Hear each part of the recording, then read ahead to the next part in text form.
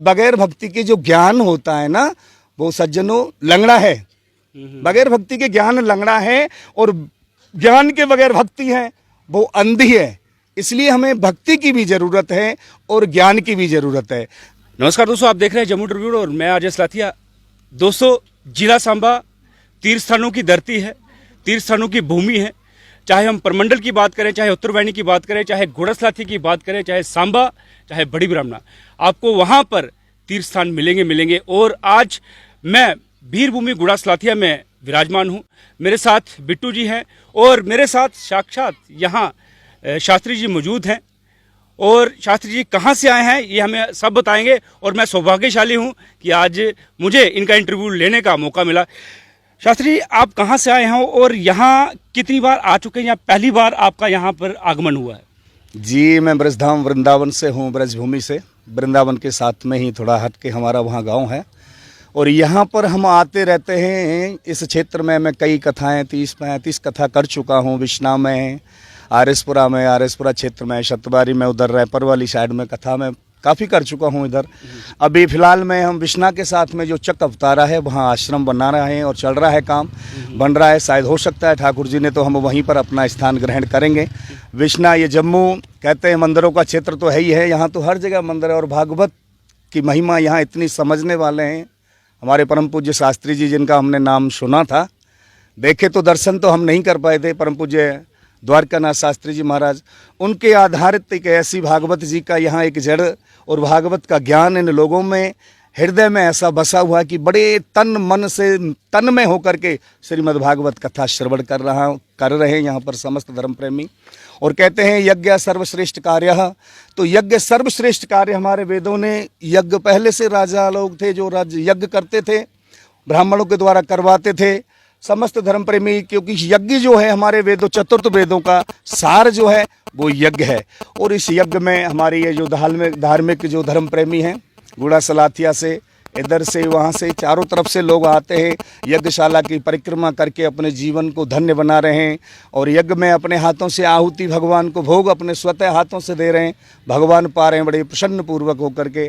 कथा पांडाल में आप देख ही रहे हो, श्रीमद् भागवत कथा चल रही है। और बहुत ही कहते हैं पिबत भागवतम रसमालयम, इस रस को जितनी बार हमें मिल जाए, कहीं भी मिले, हमें श्रवण करना चाहिए, सुनना चाहिए, जिससे कि हमारे संस्कार जो आजकल की जो नौजवान साथी जो हमारे हैं सदमार्ग पर से वो गलत मार्ग पर चलने लगे हैं, वो जनरेशन जो है हम चाहते हैं कि बनी रहे। और वो सिर्फ और सिर्फ हमारे सनातन में है, हमारे वेदों में है, हमारी माताओं के आंचलों में वो ज्ञान, वो संस्कार, जिससे हमारे बच्चे सदमार्ग पर चलते हैं। हम तो ज्ञान देते ही देते हैं, कहते हैं ना कि संतन की शरण। अगर हमें सदमार्ग नहीं मिल रहा है, हम भगवान को ढूंढने लगते हैं कि भगवान हमें कैसे प्राप्त हो, भगवान कैसे प्राप्त हो। भैया जी, डायरेक्ट भगवान नहीं मिलेंगे।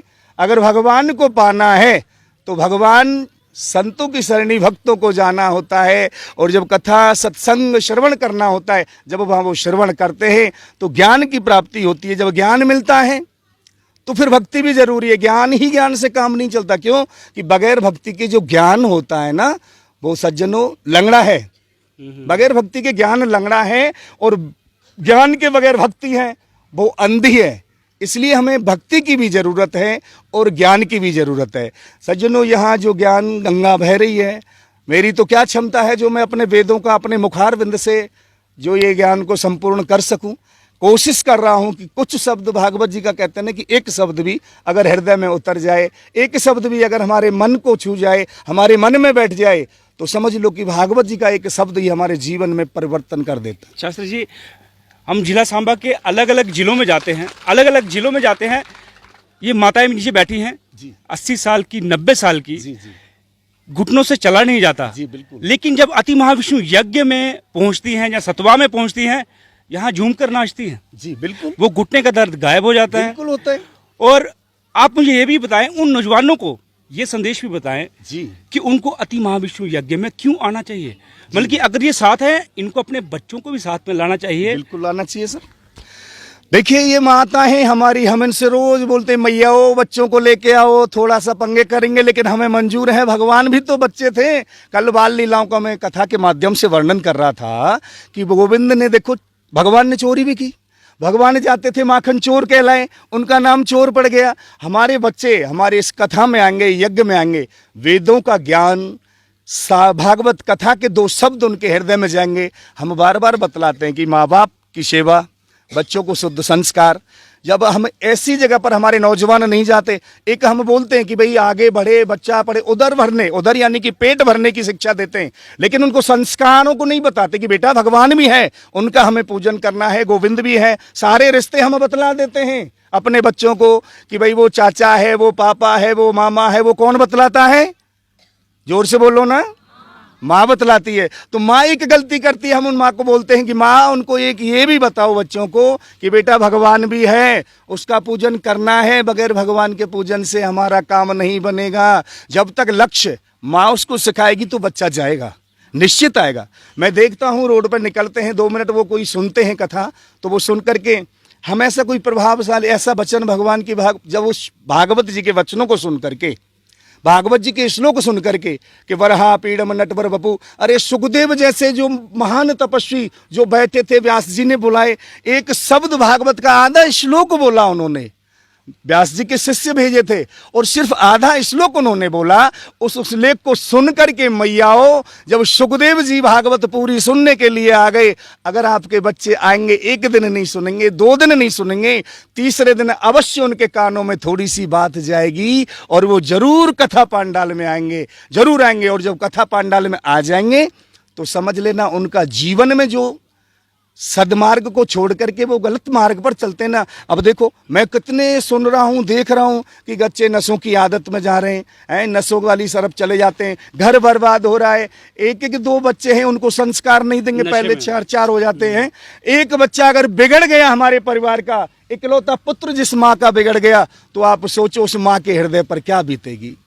वो माँ जीवन पर्यत्न रोती रहेगी, वो पिता जीवन पर्यत्न रोता रहेगा। इसलिए मैं समस्त धर्म प्रेमियों को, जहाँ तक मेरी आवाज़ मीडिया के द्वारा जाएगी, इन भाइयों के द्वारा जो आ जाएगी, मैं सभी माताओं से, सभी बहनों से और सभी अपने बुजुर्गों से निवेदन करूंगा कि एक बच्चा अपना जो है, 2 हैं, 1 हैं, 4 हैं, 1 घड़ी यादी से पुण्याद, तुलसी संगत साध के हरौ कोट अपराध। प्रत्येक अपराध को अगर 1 घड़ी भी हम सत्संग कर लें, 1 भी ना मिले, आधी घड़ी भी हमें सत्संग मिल जाए, तो हमारा जीवन जो है ना सदमार्ग पर हमेशा चलेगा, गलत मार्ग पर नहीं भटक सकता।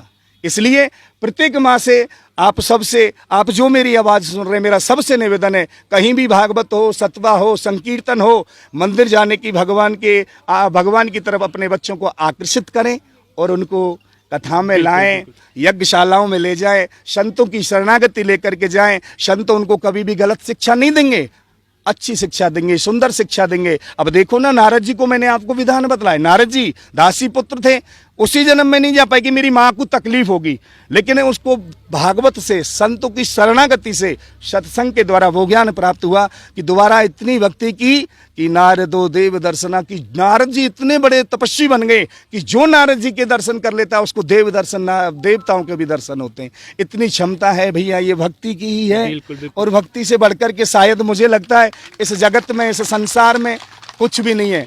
जो जीवन है हमारा, जो ये मानुष्य तन मिला है, दुर्लभो मानुषो देहा, ये मानुष का तन जो है, मानुष की जो देह है, ये बार बार नहीं मिलती सज्जनों, ये एक बार मिली है और इस मौका को नहीं गवाओ। ये जो तन मिला है, इसमें हम भगवान की भक्ति करें, गोविंद का चिंतन करें। आगे पता नहीं पशु बनना है, पक्षी बनना है, पेड़ बनना है, पहाड़ बनना है, क्या बन जाए, ये जीवन मिला है मानुष तन का, तो इसमें मेरी मैया वो भगवान का भजन करने के लिए मिला है। इसलिए समस्त धर्म प्रेमियों से मेरा निवेदन है, भजन अवश्य करें, कथा जरूर सुनें, और कथा श्रवण करने से ही हमारा जीवन पार होना है, इस भव से बेड़ा पार होंगे। बोलो भागवत भगवान की जय।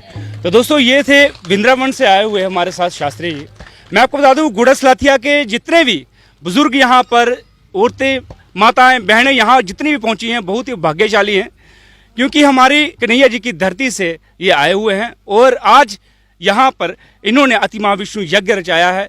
और बिट्टू पंडित जी की बुलावे पे ये यहाँ पर आए हैं कि हम घर से अकेले आ जाते हैं अति महाविष्णु यज्ञ के लिए और हम किसी को बताते नहीं।